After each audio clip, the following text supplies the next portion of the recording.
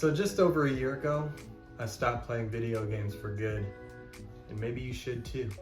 I'm gonna take these off so y'all can see my eyes, because the sun behind you is just got this glare in my glasses. Anyway, last year, I decided that I was gonna give away my PlayStation and stop playing video games, whether online or solo, for good. I'm here to tell you the story of my addiction with video games. It was unhealthy, how I overcame that addiction, and what that means for me. Now, if you're a kid that plays video games, this is for you. If you're a teen that plays video games, this is for you. If you're a parent of a kid or a teen that plays video games, this is for you. And if you're an adult that plays video games, especially if you have a spouse, this one's for you as well. So let's get into it.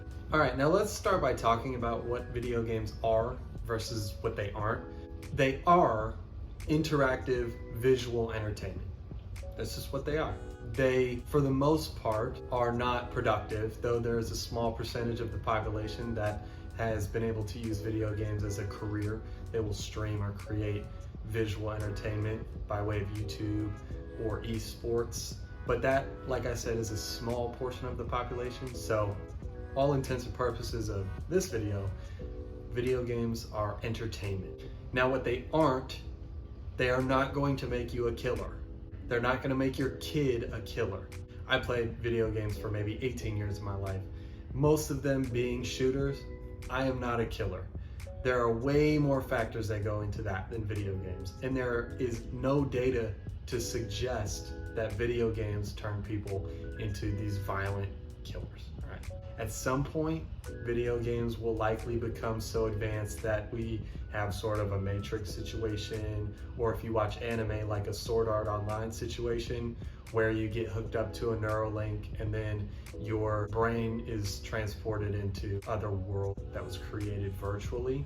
I'm not gonna be a part of that, but hey, if that's what you like, that's what you like, you know what I'm saying?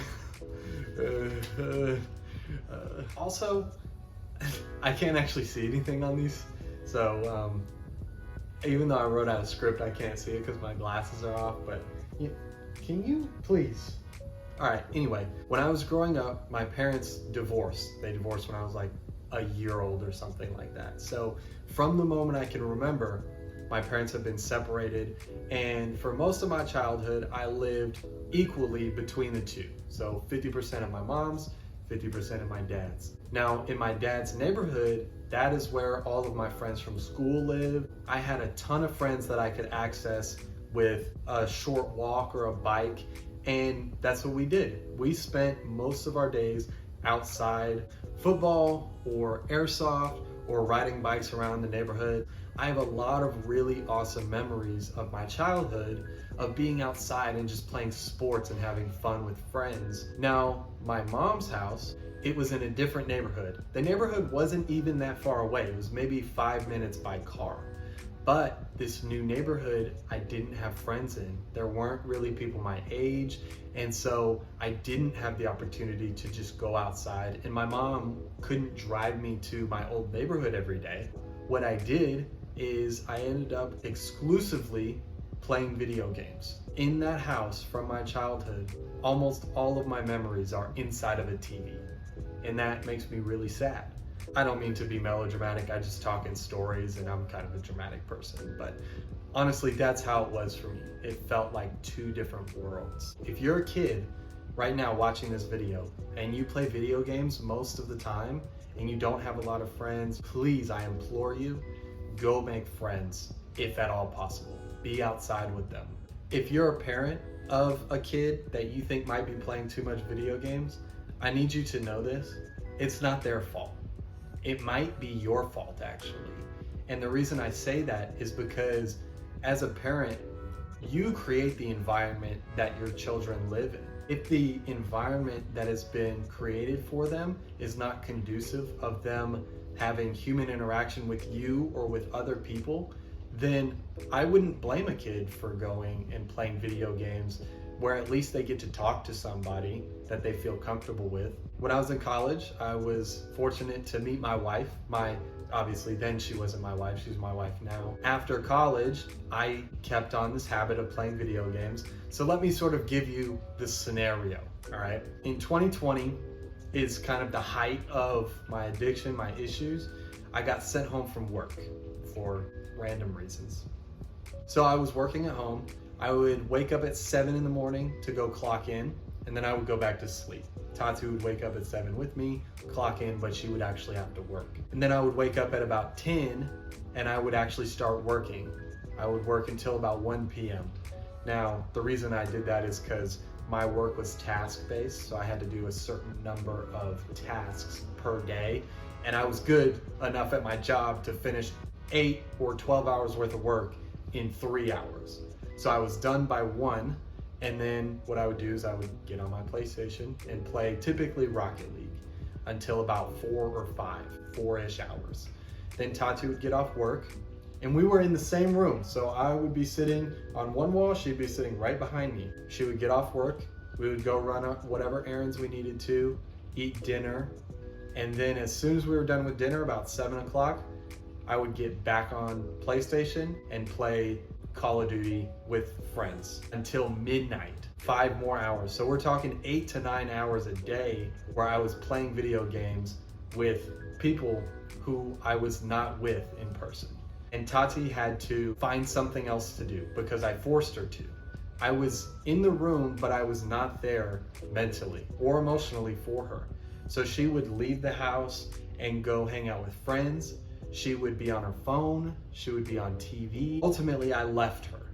I was leaving her in those instances because I'm super competitive, and so I would just get way into it and I was just spending way too much time on it. It got so bad to the point where she was literally days away from leaving me. That's how close I was to losing the love of my life, days. Now I tried to put limits on myself. I tried to put limits on when I could and couldn't play. Ultimately, it never worked. My personality just isn't wired that way. I'm the type of person that has a very addictive personality. When I find that thing, I am headfirst in, all the way. Video games happen to be my default. It fed this sort of competitive desire within me. I always fell back in, and ultimately something had to give. My relationship or my PlayStation. So I decided to lose my PlayStation. In the spring of 2021, I made the decision that on my birthday, June 23rd, 2021, shout out June 23rd babies, I decided I was going to give away my PlayStation. I was going to unplug it for the last time. Nobody believed me. I told my friends, most of them didn't believe me. I told Tati, she didn't believe me. I told my parents, they didn't believe me, and rightly so, obviously. On the morning of my birthday, June 23rd, I woke up and I went into our office and I unplugged my PlayStation and packed it up for the final time. Tati walked in and she could not believe what she saw. I got it packed up. I texted one of my friends in the area and I said, hey, are you interested in a PlayStation and some various games and stuff? And he said, sure, how much? And we settled on a very reasonable price of $399. For me, it wasn't about selling it. I felt much better just giving it away and relieving myself of all ties to it. It was sort of an emotional, mental thing for me. I would have made maybe $100 on it. So I'm really not worried about the $100. I got to keep my wife, which I'm happy about. Now, as far as the aftermath of me deciding to quit video games, it hasn't been all sunshine and lollipops and rainbows and whatnot. It hasn't been perfect. Me and my personality have fallen back into various forms of entertainment addiction, like YouTube. I spent a lot of time surfing YouTube, but I've gotten better. Nothing has grabbed me quite like video games used to, and so I've gotten a lot better. I've gotten out of that, and now honestly, Tati and I do everything together, and I could not be happier about it. We will do nothing together. I think that's one of the key points that I really want to share, is how much it's actually helped me. Now, I'm not saying that this course of action is for everybody, obviously. If you are really good about self-limiting the amount of entertainment that you intake, you've got the drive and the motivation to go be productive, to go hang out with people, to be a really good spouse, more power to you. You are stronger than I was. Let's say if your spouse really likes engaging in video games with you, and that's a time that y'all spend together, awesome.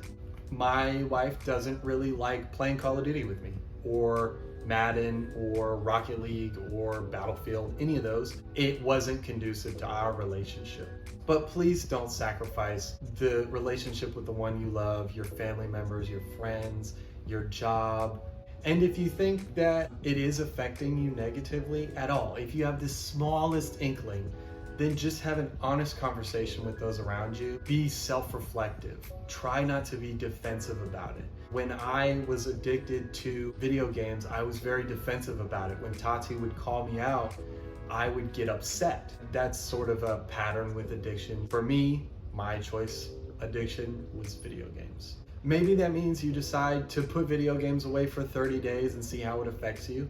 See what happens to the time that you were putting towards video games. Now, when I left video games, I ultimately decided to leave the group chats that I was in with my friends. We grew further apart. One of my very best friends, I ended up attending his wedding from the audience rather than up at the altar with him, which I'm not gonna lie, it hurt, but I can only blame myself for not being a better friend, for not keeping up, for not seeing him and them more often.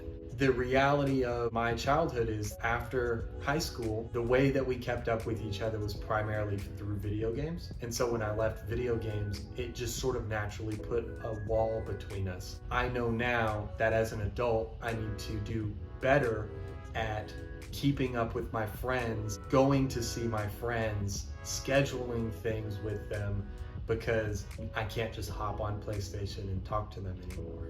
It also didn't help that I had a hater sort of chirping in my ear. Big Wiz, you know who I'm talking about, right? I love y'all and I miss y'all, and I plan to do better to keep in touch and schedule times when I can talk to y'all and see y'all. Let me back in the group chat, please.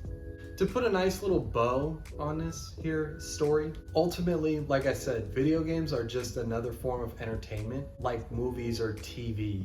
And there's a place for those, for sure. Relaxing, giving yourself rest from working hard and being out in the world. So in the end, that's what I decided. It was best for myself to just put those away so that I could fully focus on my wife and my job and my purpose, and all of my friends that I plan on seeing in person here in the near future. So that's just me. You do you, I'm gonna do me. I'm not telling you you need to do anything. I'm just sharing my story with an unhealthy addiction.